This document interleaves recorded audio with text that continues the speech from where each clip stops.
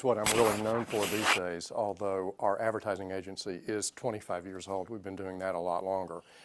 I'm not allowed to show this to you until Monday, but this is the new issue, the holiday issue. So look for it on Monday, or in your mailbox if you're a subscriber. So Mary Marshall said that you were interested in things that I might have learned in 25 years of being in an entrepreneurial business, or things that I wish I had known. And I have 5 things that I either wish I had known or that I learned pretty quickly when we got into business. I never wanted to be an entrepreneur. I was happy being creative.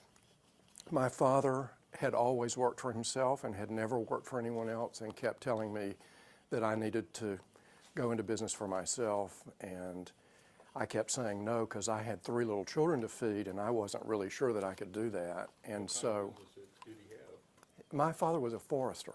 He was a consulting forester, but independent, you know, didn't work for anyone else except for his clients. And so what he said was, how much money are you making right now? And I told him, and he said, I'm going to put that in a bank account, that much money in a bank account, and you've got a safety net now. What's keeping you from doing this? And I said, well, I guess nothing now. So I did it, and I never had to touch it. I never had to, and I'm not even sure that he did it. He may have just said that he was going to do it. But he took away my last objection. So here are the things that I wish that I had known. Number 1, success is not measured by the number of employees you have. And this is a huge mistake I made. I thought the more employees I had, the more successful I must be. My family had a manufacturing company here, and at one point we had 5 plants across North Alabama, and at one point we employed 2,500 people. And I thought that meant we were very successful. The business went bankrupt and is no longer, so I guess having 2,500 employees didn't really mean anything. And at one point I had about 25 employees, and I noticed that I really wasn't making a whole lot of money. I was making a lot more money when there were fewer of us and we were all multitasking. So I do see other entrepreneurs take great pride in the fact that they're able to add to their staff. But one of the things that I know now is that that means that you're adding to your overhead, and it doesn't necessarily mean that you're successful. So our rule now is if a new employee can pay for themselves, or if a new employee can free up my time so that I can pay for them, we'll hire. Otherwise, we just will do it ourselves. So that's number 1, and that was kind of a tough lesson. Number 2, which was also a very tough lesson, is not everybody plays nice. And what that means is that there are times that I have had to learn to fire a client, and I hate to do it, but I've done it. I also have had to fire employees, and I hate to do that too. I mean, it just tears me up, but you have to do it. And what I found is that there are people for whom you do a lot of great work and they find a way not to pay you. Occasionally you will hire someone who will leave you in the middle of the night and take a client list with him. It's all happened. Not everybody plays nice.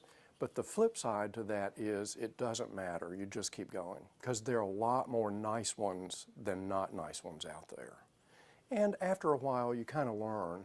You know, when someone approaches you because they want to be a client, you can kind of figure out what sort of a client they're going to be and whether they're a fit.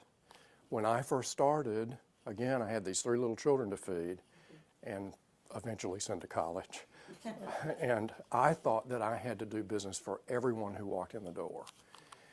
We're in a transition now. We have brought in a younger partner because, you know, I'm 58, and David and I began thinking about what the plan was when we drop dead at the keyboard, or, you know, decide that we just can't do it anymore. And our children all live away from here and don't want to come back. So the children are not interested in taking over the business. So we brought in a young partner because we had two options: lock the door and 15 people are out of a job, or bring in a partner, spend 5 or 6 years training him so that the business continues to have a life for another 25 or 30 years. So one of the ways that we're training Matt is we have lunch every week, and I start the lunch by saying, if I get hit by a truck tomorrow, what scares you? What scares you this week? What do you think you don't know? And that starts the conversations, and we've had some great conversations. And what he said yesterday was, I think the difference between you and me is that you want to work with everybody, and I don't want to work with everybody. I want to be a little more selective. And I said, it's a holdover from 25 years ago when I thought that it was the only way to develop enough volume to be able to be successful. So hard lesson number 2, not everybody plays nice, but it doesn't matter. If you play nice, the nice will come to you, and you'll attract that. Number 3, nobody cares how hard you work. And if you are an entrepreneur, you are working a lot harder than the average person. We used to laugh and tell people our business hours are 7 to 7, 6 days a week, and on Sundays it's just the afternoons.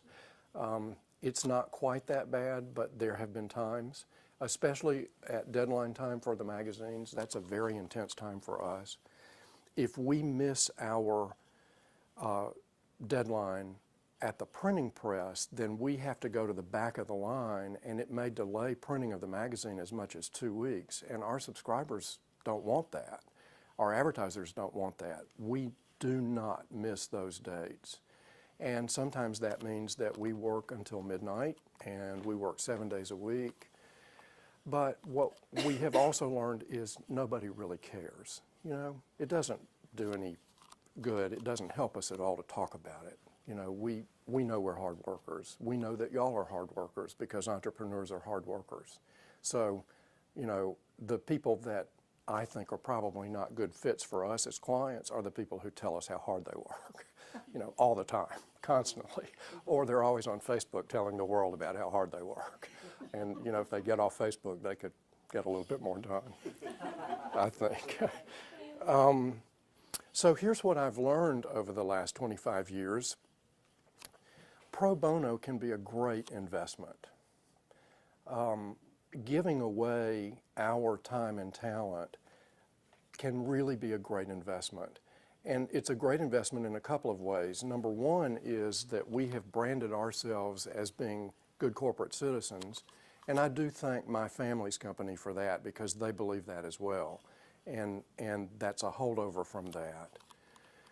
But the other thing is that if you are involved and you don't mind giving, it does return to you, because then when people have money to spend, they will come to you and spend money. So I would say look at ways to do it if you can, and sometimes an organization or the community at large doesn't really necessarily need your money, they just need your time. They just need for you to roll up your sleeves and pitch in and work. The other reason that we do it is that I never thought that I would live in Florence, Alabama. So I grew up in this area, and I went to Auburn to school, and I interviewed with businesses in Atlanta and Birmingham and thought that that's where I was headed. I've always loved a big city, but I ended up here because my family needed me, and so I came here, and I was complaining one day to an older friend that this was not the community that I really wanted to live in, and she said, well, make it the kind of community you want to live in. And I thought, oh, yeah, okay, that really makes a lot of sense, because if I don't do it, who's going to do it? You know, and if y'all, and I see you guys at all the things that we do, if we didn't work to make this such a great community, it wouldn't be a great community, and it is a fabulous place. I mean, this is exactly where I want to live now. Or I'd live somewhere else. But I mean, it's come light years, and it still has room to grow. Light years to grow. Yeah, still. But you know what? If we don't roll up our sleeves and make it happen, it's not going to happen. It's not going to happen by itself. So So pro bono is a great investment. So that's one of the things that I've learned. Another thing that I've learned, and this is no secret actually, is to underpromise and overdeliver. When I was young, it was very easy for me to promise the moon and then really, really take a deep breath and hope that I could do it. So now I know what I can do. I really, I know what my capabilities are. And so when I'm meeting with a new client, I try to set a level of expectation and then exceed it, because that creates loyalty. And sometimes what that means is that they hire you to do a certain thing and you do a little bit more just because you can, and there's a loyal client. We have clients today that we had 25 years ago when we opened our doors, and I think that a lot of that is that we work in that sort of partnership. It's a team. I'm as much a part of their team as they're a part of mine, and we're all working toward the same goal. So under promise and over deliver. And then the last thing that I think I've learned over the years is, and this I can hear my mother say this, it never hurts to help people, even your competition. And that might sound really strange, but in my business, there's a lot of business out there and there's enough to go around. And so I do refer to my competitors. Now, I know what my competitors' strengths are and I know what their weaknesses are. That's part of my business. I have to know what they do well and what they don't do well. So if someone comes to me for a recommendation, and I can't do it, I'm going to send them to someone that will do a good job for them. But it took a long time for my ego to set itself aside and allow me to share. Because I am a very competitive person, and I was a really competitive person 25 years ago. But what I learned is there's enough there, and it doesn't hurt to share. So it is the most fun I've ever had. I am so glad I did it. It's the most work I've ever done. I never knew that it would require this much work. It is the most rewarding thing. It satisfies our egos. We get a lot of positive feedback, especially from the magazine.